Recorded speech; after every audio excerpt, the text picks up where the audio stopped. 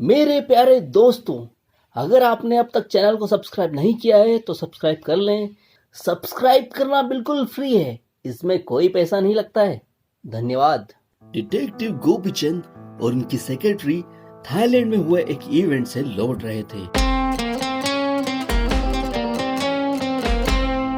वाह सर, मजा आ गया।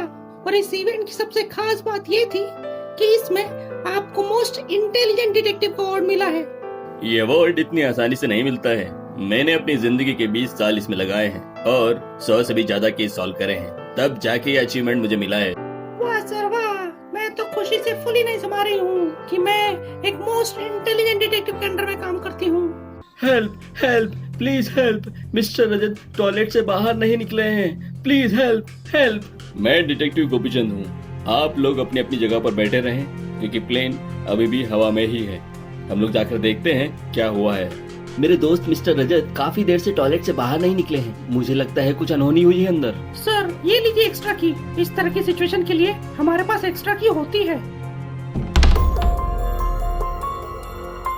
Oh my God. रजत की बॉडी को उठाकर इमरजेंसी केबिन में ले जाया जाता है।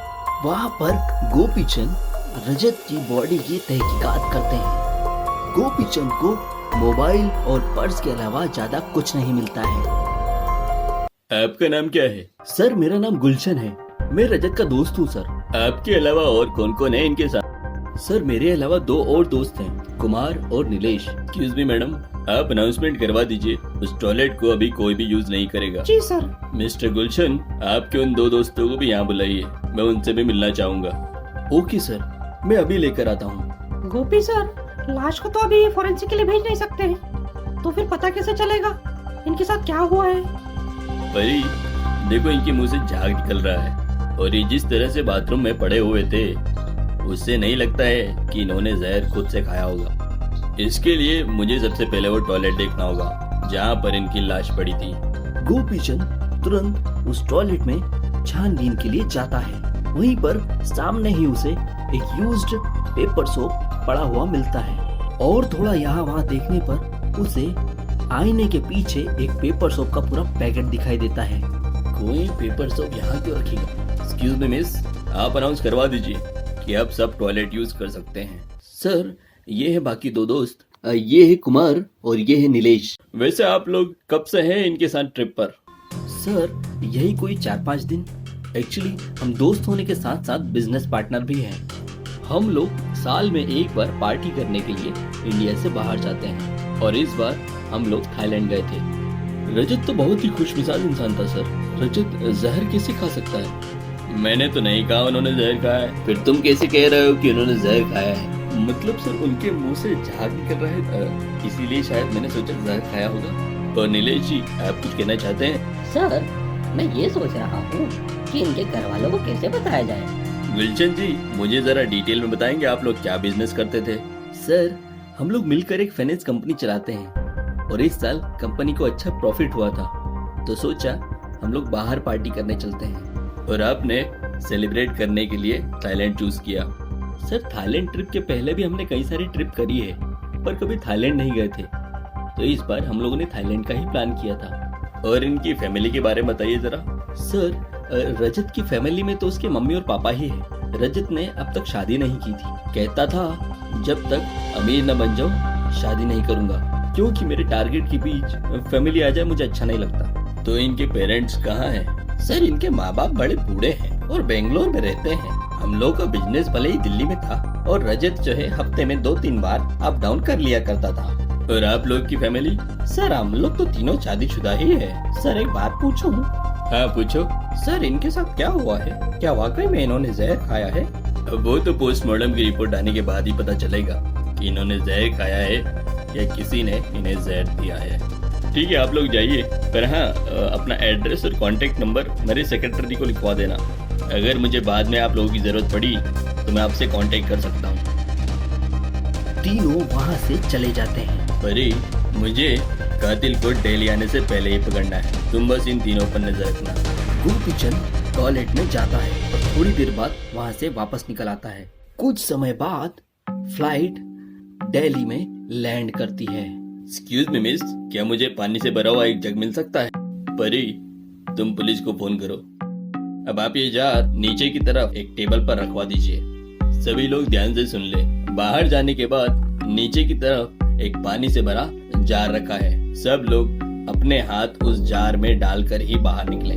सर, ये आप क्या कर रहे हैं? परी, अगर कातिल ज्यादा चालाक नहीं हुआ तो हम उसे अभी ही पकड़ सकते हैं। सभी लोग बारी बारी से अपना हाथ पानी में डालकर आगे की ओर बढ़ने लगते हैं। फिर आता है गुलशन का नंबर। गुलशन भी अपना हाथ पानी में डालकर आगे निकल जाता है। कुमार भी अपना हाथ पानी में डालकर आगे निकल जाता है। सबसे आखिर में नीलेश आता है। नीलेश अपना हाथ जैसे ही पानी में डालता है, पानी का रंग लाल हो जाता है। सभी लोग देखकर चौंक जाते हैं। इंस्पेक्टर, नीलेश को गिरफ्तार कर लो। ये क्या हो गया? मैंने क्या किया? मुझे क्या गिरफ्तार कर रहे हो? मैंने कुछ नहीं करा। गोपीचंद नीलेश को एयरपोर्ट के इंटरोगेशन रूम में ले जाते हैं। हाँ तो मिस्टर नीलेश, पानी का रंग लाल कैसे हो गया ये मुझसे मत पूछना। और आप खुद बताएंगे इन सब के बारे में या फिर पुलिस को बोलूं आपसे उगलवाने के लिए? नहीं सर, मैं ही बताता हूँ। मैं और रजत बचपन से ही साथ साथ में थे। हम लोग साथ में स्कूल जाया करते थे, बड़े हुए, कॉलेज भी साथ में ही गए और साथ में ही बिजनेस भी किया। एक्चुअली रजत मुझसे हर काम में अच्छा था और मैं नहीं चाहता था कि रजत मुझसे भी ज्यादा अमीर बन जाए। पर हाँ, ये इन सब की वजह नहीं थी कि मैंने उसको मार दिया। फिर क्या कारण था कि आपको ये कदम उठाना पड़ा? मैं रजत के साथ जिस फाइनेंस कंपनी में काम कर रहा था उसमें काफी अच्छा प्रॉफिट होता था और मैं कुछ फर्जी कागज दिखाकर हमेशा उस प्रॉफिट से पैसे निकाल लिया करता था और अपने ही इंडिविजुअल बिजनेस में लगा दिया करता था। जब हम लोग थाईलैंड ट्रिप पर थे तब मुझे अपने सोर्सेज से पता चला था कि कंपनी के अकाउंटेंट को इस बारे में जानकारी हो गई है कि मैंने फर्जी पेपर लगाकर यहाँ से पैसे निकाले हैं। चूंकि इस कंपनी के 80% शेयर रजत के नाम से ही है तो सबसे ज्यादा प्रॉब्लम मुझे रजत से ही थी। वो मुझे कंपनी से बाहर भी निकलवा सकता था। मेरे पास ऑलरेडी पेपर सोप पड़ा हुआ था जिसे मैंने रजत को यूज करने के लिए दे दिया और उस पर जहर लगा दिया था। इंस्पेक्टर, इन्हें गिरफ्तार कर लो और ले जाओ। पर गोपी सर, अभी भी मुझे एक चीज समझ में नहीं है। एक तो वो पानी लाल कैसे हो गया और आपको कैसे पता चला कि कातिल इन तीनों में से ही है? वो ऐसे कि मैं और गुलशन जब डेड बॉडी को उठाकर वहाँ से ले जा रहे थे तब नीलेश ने मौके का फायदा उठाया और वहाँ पर सबूत मिटाने की कोशिश करी। पर एयर होस्टेस ने पहले ही अनाउंसमेंट कर दिया था तो हड़बड़ाहट में उसने पेपर सोप को फ्लश करने की जगह आईने के पीछे छिपा दिया और एयर होस्टेस के अनाउंसमेंट के बाद वो उस टॉयलेट में जा ही नहीं पाया और मैंने इस बीच उस पेपर सोप के पैकेट पर केमिकल लगा दिया। ये केमिकल ऐसा था कि हाथ पर लगने पर आपको कोई रंग दिखाई नहीं देगा और जैसे ही हाथ आप पानी में डालेंगे तो पानी का रंग बदल जाएगा और लाल हो जाएगा।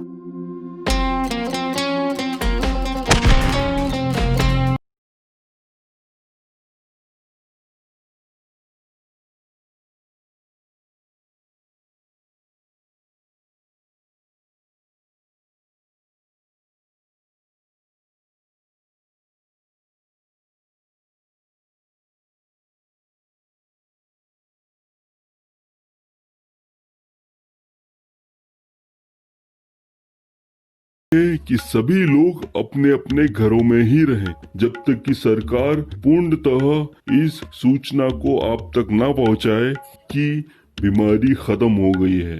जब भी किसी सामान की जरूरत हो तो घर से केवल एक ही व्यक्ति बाहर निकले और अपने चेहरे पर एक कपड़ा बांध ले जिससे नाक और मुंह ढक लिया जाए। तीसरी जानकारी है, सामान लेने के बाद घर में घुसने से पहले अपने हाथ साबुन से 20 सेकंड तक धोएं, उसके बाद ही कोई दूसरा काम शुरू करें। चौथी जानकारी है, इस बीमारी का एक ही इलाज है, वह है आप किसी के संपर्क में न आए।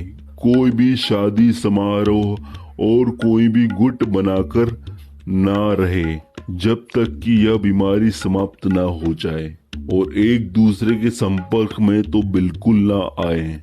मेरे प्यारे दोस्तों, अगर आपने अब तक चैनल को सब्सक्राइब नहीं किया है तो सब्सक्राइब कर लें। सब्सक्राइब करना बिल्कुल फ्री है, इसमें कोई पैसा नहीं लगता है। धन्यवाद।